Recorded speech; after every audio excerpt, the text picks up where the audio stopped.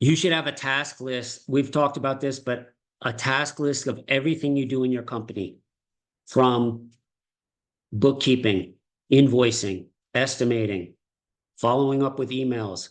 And of course, you can have it all in the field. I won't go into what you do in the field right now. We're going to keep this internally. Stuff you are doing or people on your team are doing in the office.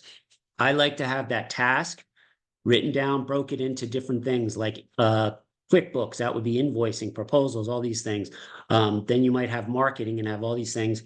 And I like to have that in one column, the second column, a Google document written up and explaining how to do that task to a 12-year-old, taking my time, maybe 60 minutes to write that task up, and then making a Loom video like this, where I do the task for them and I show it to them. So they have two different ways to learn.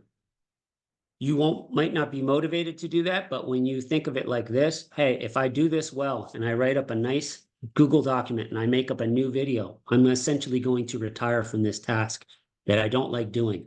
But the beauty of it is, if you write it up like that, if a person you hire doesn't work out, you have a manual for the next person. You're not starting back from zero. 5, 6, 7 tasks you're doing right now that you really shouldn't be doing.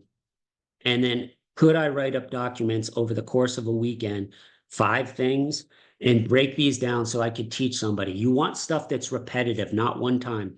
You want stuff that you know people can do every day. So that could be answering emails.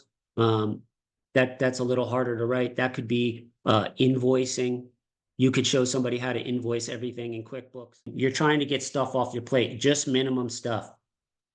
But here's a formula you can use. Whatever it takes you to do, it's really only going to save 65% of your time. So if it takes you 13 hours, it's probably going to take them 20 hours. Why? Because they don't know everything that's in your head. They're not going to go as fast. But by delegating 13 hours of work for yourself that takes them 20 hours, you just freed up 13 hours worth of your time. Okay.